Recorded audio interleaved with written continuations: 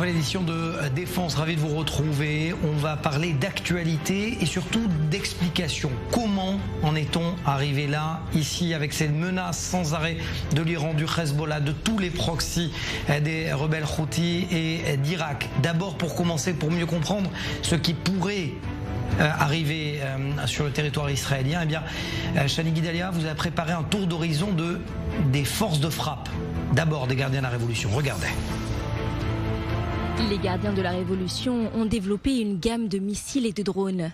Ce programme balistique n'a jamais été inclus dans le programme nucléaire, ce qui a laissé le champ libre aux gardiens de la Révolution de transférer leurs armes aux mandataires dans la région. Le Hamas, le Hezbollah, les Houthis et les milices chiites en Irak et en Syrie. Tout d'abord, ils possèdent un réseau complexe de missiles balistiques capables de transporter des ogives potentiellement nucléaires et d'atteindre Israël en 12 minutes seulement. Parmi eux, le missile Khaybar, Hashqasem, Imad, Kader 110, Shahab 4, le Sejil qui possède 2 moteurs ou encore le missile balistique à tête multiple Korash Macher. L'Iran avait aussi présenté en novembre dernier le Fatah 2, une nouvelle version d'un missile balistique hypersonique. Un tel missile peut voler 5 fois plus rapidement que la vitesse du son sur une trajectoire complexe, ce qui le rend difficile à intercepter. Les gardiens de la Révolution possèdent également un arsenal de missiles de croisière, capable d'atteindre Israël en l'espace de 2 heures. Les modèles tels que le Paver, Soumar ou le Hoveizeh représentent une menace en raison de leur capacité à contourner les systèmes de défense aérienne grâce à leur vol à basse altitude et à grande vitesse. En parallèle, leur arsenal de drones s'est développé et amélioré pour inclure des modèles tels que le Shahed ou le Mohajer 6, capables de mener des missions de reconnaissance, de surveillance et même des frappes de précision. Les gardiens de la Révolution ont donc renforcé leur influence régionale en transférant cet arsenal et ces armes stratégiques vers leurs alliés dans la région. Et avec nous, Christian Mallard, consultant diplomatique à i24 News. Merci d'être là, Christian. Et Catherine Pérez-Chakdam, vous êtes directrice du Forum for Foreign Relations, FFR. Vous m'en voudrez pas, Christian, galanterie oblige. J'ouvre la parole à Catherine. D'abord, est-ce que, Catherine, quand vous entendez l'énumération de cet arsenal que je qualifierais de monstrueux de la part des gardiens de la Révolution, qui se retrouvent finalement en toutes les mains dans la région, comment ? Comment de la même façon, l'Iran a exporté son idéologie de façon très simple en essayant de s'attacher à toutes les excuses et les problèmes. Et je dirais c'est le désir de changer la situation dans certains pays, donc comme le Yémen, comme le Liban, comme la Syrie, comme l'Irak. Ils ont exploité certaines difficultés que ces pays ont pu encourir. Et évidemment, ils ont suivi le même schéma au niveau militaire. Donc ils se sont trouvés de nouveaux marchés. Ils ont réussi en prétendant vouloir aider, supporter donc ces révolutions qu'ils ont en fait générées. Ils ont pu créer une situation où effectivement toutes ces armes, tout cet arsenal dont vous avez parlé a été exporté dans tous ces pays. Et bien entendu, ils ont créé une espèce de corridor donc qui va du Liban en passant par la Syrie, l'Irak et bien sûr le Yémen, qui encercle complètement, l'Israël, mais aussi l'Arabie Saoudite et d'autres pays comme le Koweït. Ils se sont retrouvés pris dans cette espèce d'étreinte qui est assez mortelle. Et justement, assez mortelle. Alors, Christian, est-ce qu'on peut dire très clairement que c'est un échec de la communauté internationale de voir autant d'armes, autant de missiles iraniens de partout ? Pour moi, oui. Parce que, si vous voulez, ça fait 45 ans que les ayatollahs sont au pouvoir, maintenant depuis 1979. Et j'ai toujours le sentiment que la gouvernance occidentale, enfin les Occidentaux, les Américains, les Européens, n'ont toujours pas compris que l'ADN de ce régime, c'est le terrorisme. Ils n'en ont rien à faire. C'est la manipulation, la tricherie permanente, que ce soit aussi bien au niveau du nucléaire qu'au niveau des pauvres otages qui sont retenus dans les tunnels à Khan Younes ou à Gaza. Et donc, moi je suis sidéré de voir à quel point on a été dupé par les Iraniens qui ont eu le temps d'engranger l'armement, d'avancer avec le nucléaire, avec le taux d'enrichissement d'uranium qui est aujourd'hui au-delà des 60% et pas très loin des 90% qui serait le seuil de la fabrication de l'arme nucléaire, pour moi c'est une faillite de l'Occident face à un régime de tueurs, de bouchers, comme on appelait le président Raïssi. Christian, à l'instant, le communiqué vient de l'Elysée où Emmanuel Macron a parlé au président iranien en lui disant un conflit dans la région ne rendrait service à personne. Mais moi, je pose la question différemment. Comment le président iranien est-il aussi un partenaire alors qu'il appelle lui-même à la destruction d'Israël ? Écoutez, il n'y a pas très longtemps, j'ai eu une conversation avec quelqu'un de très proche du président Macron. Et cette personne m'a dit, c'était avant l'accident d'hélicoptère qui a coûté la vie à Ebrahim Raïssi, et cette personne me dit, finalement nous avons de bonnes relations, des discussions ouvertes avec le président Raïssi, et ça marche mieux qu'avec Poutine, avec lequel nous ne voulons plus communiquer. Alors donc, il faut chercher l'erreur. Ça vous fait sourire, Catherine ? Non, mais c'est même pas que ça me fait sourire, ça me fait, parce que bon, il vaut mieux sourire que pleurer, mais c'est incroyable. C'est incroyable d'entendre des choses comme ça. C'est cette notion qu'effectivement l'Iran, qui est quand même c'est une dictature des plus violentes, qui a exporté le génocide comme une monnaie courante, de se dire, d'avoir la France, un pays comme la France, quand même, qui se veut démocratique, prétendre avoir une relation, mais quelle qu'elle soit, je préfère même qu'ils aient une relation avec la Russie, parce que la Russie est quand même un petit peu moins génocidaire. Mais l'idée qu'on puisse discuter, qu'on puisse pouvoir, je sais pas, trouver un terrain d'entente avec un pays comme l'Iran, quand même, il veut détruire non pas juste un pays, mais un peuple entier, et qui dit mort aux États-Unis, mort aux Juifs et mort à Israël, c'est quand même incroyable. C'est incroyable. Alors, la France, peut-être, faudrait peut-être rappeler que la France a quand même a offert ses juifs pendant les années 30, il faudrait peut-être pas qu'ils répètent un petit peu la situation. C'est complètement incroyable. Moi, je trouve que c'est un scandale. C'est même plus qu'un scandale. Je ne comprends pas. Je ne comprends pas comment une république qui se veut démocratique, qui se veut française dans le vrai nom, dans le vrai sens du terme, se prétend être un ami de l'Iran. Restez avec nous, Catherine et Christian. J'aimerais juste voir avec Chani comment s'organise la défense autour du Proche et Moyen-Orient, d'Israël, avec les navires américains. À l'instant, Catherine disait mort aux États-Unis. Après, j'aimerais l'avis justement de Christian sur cette question. Alors écoutez Mathias, on sait déjà qu'il y a 12 navires de guerre américains qui ont été envoyés au Moyen-Orient, avec également un porte-avions, et en tout on parle de 4000 Marines. Alors il y a une carte qui va s'afficher, on va voir où ces navires, qui sont ces navires, où ils sont positionnés. Alors déjà on voit qu'à l'est de la mer Méditerranée, il y a d'abord le USS Roosevelt, le USS Bulkley, et également plusieurs navires de la classe Wasp, qui sont des navires d'assaut amphibie. Alors un navire d'assaut amphibie, c'est un navire, ils sont composés de navires de guerre et également d'une force des Marines. Maintenant, si on regarde du côté de la mer Rouge, il y a le destroyer USS Cole, il y a aussi le destroyer USS Laboon, et enfin, si on regarde du côté du Golfe Persique et du Golfe d'Oman, donc à côté de l'Iran, on voit qu'il y a le porte-avions Roosevelt, il y a le destroyer USS Russell et également le destroyer USS Michael Murphy. Donc il faut savoir que leur avantage, c'est que ces navires, ils sont équipés d'un système de défense antimissile spécial. Donc ils sont capables d'intercepter des missiles balistiques à moyenne portée, et la présence de ces navires et de ce porte-avions Roosevelt pourrait justement renforcer la défense antimissile d'Israël. Maintenant, en regardant la carte, on a vu que ces navires, ils sont placés comme sur un échiquier, ils sont placés des points très stratégiques. Donc ils sont non seulement à côté de l'Iran, comme pour dire à l'Iran, écoutez, si vous attaquez à ce moment-là, nous on pourra déployer toute notre force, mais ils sont aussi suffisamment proches, ils sont en mer Méditerranée, donc suffisamment proches d'Israël pour intercepter des missiles balistiques si l'Iran décide d'attaquer, ou même intercepter toute menace du Hezbollah, ce qui n'est pas encore le cas pour la défense pour l'instant, on ne va pas parler trop vite. Et d'ailleurs, hier soir, Nasrallah a répété pendant son discours que cette attente fait partie justement de la riposte. Maintenant, il faut savoir que ces navires-là, ils sont arrivés en 48-72 heures. Alors, c'est assez rapide, c'est très bien, Israël est aidé, mais il ne faut pas oublier que l'Iran et le Hezbollah auraient pu réagir avant que les navires américains arrive.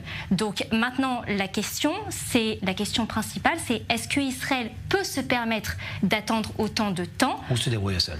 Exactement, ou peut-être mener une attaque préventive. Alors sur ce point, il faut savoir, Benjamin Netanyahou, Yoav Gallant, le ministre de la Défense, Herzi Halevi, le chef d'état-major, et même le chef de l'armée de l'air, ils répètent qu'Israël pourrait passer de la défense à l'attaque, donc de 0 à 100 très très rapidement, et les plans d'attaque, ils sont déjà prêts. Donc ça veut dire que si l'Iran ou le Hezbollah attaquent Israël, Israël pourra se défendre, mais dans le cas où l'Iran ou le Hezbollah franchissent la ligne rouge, à ce moment-là, Israël passera à l'attaque. La ligne rouge, c'est évidemment si des sites civils sont ciblés et pas seulement des sites militaires. Maintenant, Mathias, si on arrive à lire entre les lignes des gardiens de la Révolution et du Hezbollah, on comprend très bien qu'il y aurait des sites civils aussi qui pourraient être ciblés. Donc voilà, maintenant la question c'est de savoir est-ce que l'Iran ou le Hezbollah pourrait reconsidérer son attaque contre Israël. Ça, seul le temps pourra nous le dire. Merci pour toutes ces données. Je vous entendais réagir, Christian Mala. Vous dites oui, il faut une attaque préventive. Il n'y a pas d'autre choix. J'ai toujours pensé, ayant fréquenté ces gens-là pendant quelques années, sur place, à Téhéran, et ayant compris leur façon de faire, leur façon de dire, ils ont eu des valeurs qui n'ont rien à voir avec les nôtres, bien entendu. J'ai toujours pensé que de toute façon, ils ne comprenaient, et je le répète, que le rapport de force. Il n'y a que ça. Et je dis depuis longtemps, et je ne suis de porte-parole de personne, qu'il faut aller frapper, Chani faisait allusion, il faut aller frapper des sites stratégiques, des sites militaires. Ce régime a peur d'une chose aujourd'hui, il a peur d'une seule chose, c'est de tomber.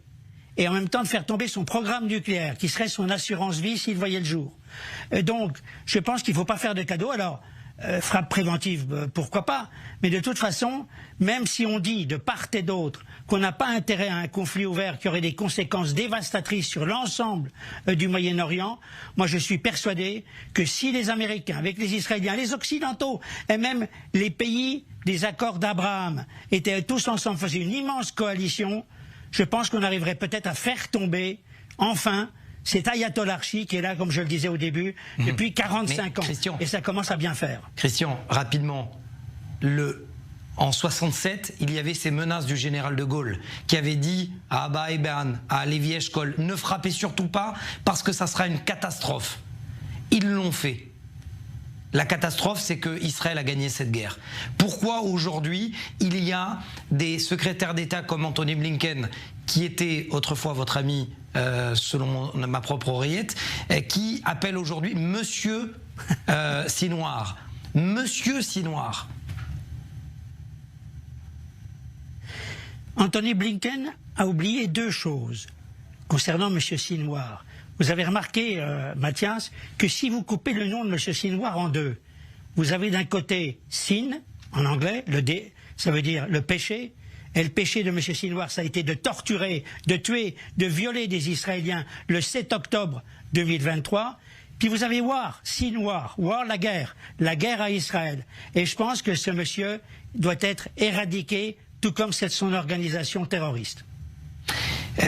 Catherine, vous avez, dans votre carrière et dans votre vie personnelle, côtoyé ces gens, j'allais dire ces gens-là, ces terroristes-là. Est-ce qu'il y a un moyen aujourd'hui, parce que c'est très bien, nous explique-t-on du côté des géostratèges, que s'il y a une mini-guerre, on pourra repousser le Hezbollah de quelques dizaines ou quelques kilomètres. Dans le fond, l'idéologie ne disparaît pas. Cette idéologie, elle est militaire avant tout. Ouais. Ouais, mais c'est plus que ça, c'est plus compliqué. Mais j'en reviens à ce que votre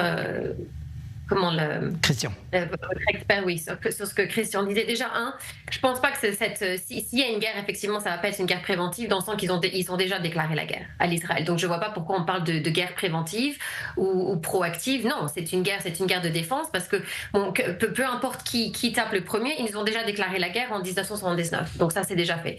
De deux. On parle de guerre d'idéologie, il faut tuer une idée, ce qui est presque impossible. Par contre, ce que l'on peut faire, et qu'on peut faire, je dirais, de façon assez rapide, c'est de démontrer aux capitales arabes qui se sont liées et qui se sont unies donc à ce programme suicidaire et génocidaire, d'arrêter, parce que ça ne marche pas. Les capitales arabes ont au moins je dirais une qualité, c'est qu'ils comprennent que quand il y a un rapport de force et que le rapport de force n'est pas dans leur faveur, ils abandonnent. Ils abandonnent et cherchent la paix. Donc on a déjà démontré, qu'Israël est un pouvoir... Oui, mais est-ce que ce n'est pas utopique aujourd'hui ? Est-ce que ce n'est pas utopique de penser que le Hezbollah laissera les armes ? C'est pas qu'ils laisseront les armes, c'est qu'ils n'auront plus le choix, ils n'auront plus plus personne ne voudra les supporter, c'est ça. Leur force, c'est celle qui gagne au niveau de la population. C'est au niveau de support, au niveau je dirais, de l'adoration qu'ils ont au niveau de leur peuple. Maintenant, s'ils perdent, s'ils deviennent en fait les bourreaux du Liban, les bourreaux du Yémen ou les bourreaux de la Syrie, qui sont déjà sur papier, mais les gens n'ont pas compris parce qu'il y a un sentiment qu'effectivement ce sont eux qui sont au pouvoir, ce sont eux qui dirigent et qui conduisent la situation. Ils ont énormément d'influence sur la population. Maintenant, si on leur fait perdre pied et qu'on démontre qu'effectivement, oui, Israël peut leur faire mal, Israël peut leur poser, les forcer au moins à se retirer et à nous laisser du terrain, oui, effectivement, leur pouvoir va s'éteindre. C'est ça, parce que l'idée en elle-même, elle ne va pas disparaître. Ça, c'est un mouvement de déradicalisation qu'il va falloir opérer sur toute la région. Mais ça a été fait par l'Arabie Saoudite, le Koweït et même juste sur les Émirats de façon cohérente. Et ils ont gagné du terrain. En ce sens. Alors, donc pourquoi pas, on peut le faire, mais il faut quand même démontrer qu'on ait la force et la volonté de le faire. Restez avec nous. On va justement, puisque vous dites que les Iraniens, pour l'instant, sont engagés dans une guerre et l'ont d'ores et déjà déclaré. Je vous propose de regarder ce sujet préparé par Loïc Stécher-Chocron sur justement le lexique, la dialectique propre des Iraniens. Écoutez. Téhéran laisse planer le doute concernant le moment d'une possible attaque contre Israël. Si l'entité sioniste reçoit une réponse dure, elle se rendra compte qu'elle a commis une erreur. Elle a toujours mal calculé et répété de telles erreurs. Cette fois, elle devrait faire face à une nouvelle réponse de notre part. Cependant, ils n'ont pas encore découvert de quelle manière et à quel moment nos représailles seront menées. Pour le porte-parole du ministère iranien des Affaires étrangères, les États-Unis ont leur part de responsabilité dans ce conflit. Malheureusement, au cours des 10 derniers mois, le gouvernement américain a fait tout ce qu'il pouvait pour aider Israël à commettre des crimes de guerre et un génocide contre le peuple palestinien opprimé. Il incombe au gouvernement américain d'exercer une pression efficace sur Israël. Nous pensons que sans l'aide du gouvernement américain, Israël n'aurait jamais pris un tel risque. Et selon le Wall Street Journal, l'Iran discuterait toujours de la portée de l'attaque contre Israël ainsi que du degré d'implication de ses proxys, comme le Hezbollah, les Houthis ou encore les milices chiites en Syrie et en Irak. L'Iran aurait commencé à bouger et positionner ses missiles et mènerait des exercices militaires intensifs selon les renseignements américains qui voient le signe d'une attaque imminente. C'est dans ce contexte de tension extrême que Moscou commence à fournir à Téhéran des radars avancés et des équipements de défense aérienne. Révélation du New York Times. L'alliance Russie-Iran qui s'est encore renforcée ce lundi avec l'arrivée sur le sol iranien de Sergueï Shoïgu. Le chef du Conseil de sécurité russe s'est dit prêt à coopérer pleinement avec Téhéran sur les questions régionales. On le voit ici aux côtés du nouveau président iranien Massoud Pezeshkian. De son côté, Vladimir Poutine aurait transmis un message à l'ayatollah Ali Khamenei. Il faut réagir avec retenue et éviter de toucher des civils. Christian, très sincèrement, vous y croyez à cette demande des Russes auprès des Iraniens? Et surtout, je vois mal comment les Iraniens pourraient dire « Ok, d'accord, très bien, aux Russes, on frappe pas trop fort ».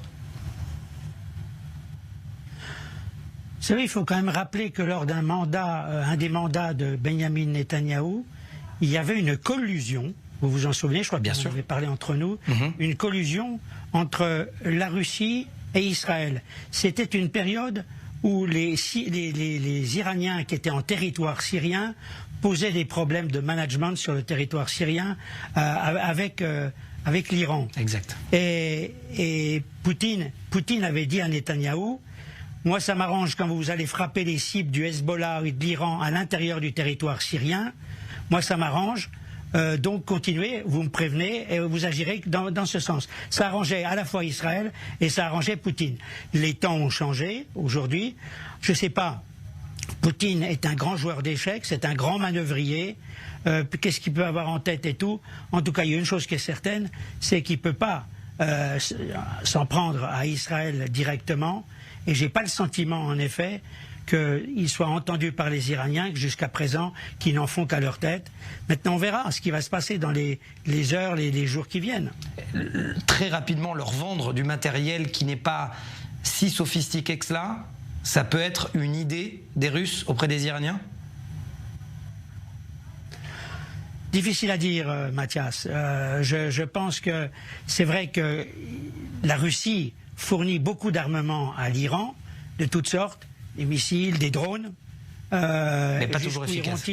Dans l'importance, mais pas toujours efficaces. Donc, mais moi, je pense que Poutine a en tête peut-être de régler certaines choses à sa façon. Est-ce qu'il va intervenir, mettre les pieds dans le plat, si je puis dire, dans le plat diplomatique? Pourquoi pas? Je fais beaucoup plus confiance à Poutine qu'aux Iraniens, mais on verra. On verra. Catherine, votre réaction à ce qui vient d'être dit? Alors j'ai une théorie, mais c'est bon, elle va pas forcément être partagée par tout le monde. Mais si on considère que la Russie n'a pas vraiment d'intérêt à détruire Israël, d'intérêt à faire en sorte qu'Israël soit attaqué, parce que bon, ça leur rapporte pas grand-chose. Si on considérait ce mouvement d'armes, bon déjà on ne sait pas trop quelles sont ces armes-là, et si effectivement elles vont fonctionner, parce que bon, il y a toujours la possibilité que non. Mais si ces positions sont plus dirigées vers le contrôle donc du golfe d'Ormuz et du Yémen et de la mer Rouge, plutôt qu'autre chose. Si on considérait pendant 2 minutes que effectivement cette attaque contre l'Israël que l'Iran n'a toujours pas fait, parce que peut-être qu'elle a réalisé qu'elle ne peut pas, ce qui est toujours une possibilité. On oublie aussi que la deuxième partie du slogan, c'est mort aux États-Unis. Et la mort des États-Unis pourrait passer par effectivement une espèce d'étranglement des sources d'énergie. Donc c'est quelque chose qu'il faut considérer, parce qu'on est toujours sur cette idée qu'il y a une attaque qui va se passer sur Israël. Et pourquoi qu'Israël? Pourquoi? Qu'est-ce qui se passe si effectivement ça se passe dans la mer Rouge? Qu'est-ce qui se passe si effectivement ça se passe de l'autre côté? Ça se passe du côté de Bahreïn et des Émirats. À ce moment-là, ce serait une situation très différente qui effectivement pourrait avoir un impact sur Israël, mais qui ne toucherait pas Israël, je dirais, sur le territoire même. Catherine, c'est quelque chose qu'on n'a pas considéré. J'aimerais vous apporter quand même aussi également dans cette émission une exclusivité i24 News. Des membres du Hezbollah ont été arrêtés en Europe. Firas Mohamed Arab Husseini, 38 ans. C'est la première fois sur Défense, de manière exclusive, qu'on vous apporte leur nom. Il est ressortissant libanais, arrêté par les autorités espagnoles en juillet 2024 pour avoir joué un rôle important dans l'infrastructure logistique en Europe de l'organisation Hezbollah. Accusé d'avoir acheté du matériel pour des drones militaires utilisés par le Hezbollah. Husseini a été arrêté avec 2 individus anonymes à Barcelone et à Badalona. Les services de renseignement ont noté l'achat de grosses quantités de matériaux appropriés, des sources affirmant même qu'il fait partie d'un réseau islamiste en Espagne et en Allemagne, parmi lesquels d'autres, Fadel, notamment Abbas Zeri, également arrêté, propriétaire de 2 sociétés à Beyrouth. Et puis Fadel Zeri, 34 ans, ressortissant libanais, arrêté en Allemagne en juillet 2024, soupçonné d'être membre du Hezbollah depuis 2016, ainsi que d'avoir procuré des composants de drones au Hezbollah, peut-être pour préparer des futures attaques. Il est né à Nabati au Liban, et le registre libanais le lie à un compte de Al-Qard al-Hassan, l'organisme financier du Hezbollah. Il est domicilié en Allemagne, et les registres libanais mentionnent Zeri comme commerçant d'une société qui est spécialisée notamment dans l'importation et l'exportation d'appareils électroniques. Les deux partenaires commerciaux via une société, ici on le voit, des registres officiels de la société basée en Allemagne, Global Legacy SL, les 2 Libanais comme inscrits comme étant directeurs légaux. Une société qui sert donc d'achat et de financement de composants de drones militaires pour le compte du Hezbollah, une partie de l'iceberg du financement du terrorisme. Je me tourne vers vous, Catherine. Est-ce que pour vous, j'ai raison de dire que ce n'est qu'une partie de l'iceberg. Rapidement, parce qu'ensuite, je donnerai également le mot de la fin à Christian. Tout à fait. Mathias, oui, je dirais très rapidement oui. Et je dirais que ça va beaucoup plus loin. Je sais déjà que, par exemple, au Yémen, il y a des échanges d'identités qui sont faits où effectivement des identités sont remplacées. En fait, ils utilisent des personnes qui vivent sur le Yémen, qui sont complètement légitimes, et ils donnent ces identités donc à certains membres que ce soit Hamas, Hezbollah ou les gardiens de la révolution. Donc il y a toute une série de choses qui sont faites. Et effectivement, c'est très difficile pour pouvoir les identifier parce que leur identité est véridique, elle est légitime. Mais par contre, les photos d'identité sont changées effectivement, mais c'est extrêmement difficile, spécialement le Yémen, de pouvoir remonter à la source. Donc c'est une réalité. Vous avez 15 secondes, Christian. En Europe occidentale, des agents du Hezbollah qui opèrent et qui achètent pour le compte du Hezbollah. Je ne suis pas du tout surpris. Le Hezbollah essaye d'étendre je cherche le terme, essaye d'étendre son influence un peu partout. Aujourd'hui, vous le savez, le Hezbollah finance le Polisario dans le conflit du Sahara occidental qui oppose le Maroc à l'Algérie. Et ils ont même ouvert un bureau du Polisario à Alger. Merci Christian, merci Catherine.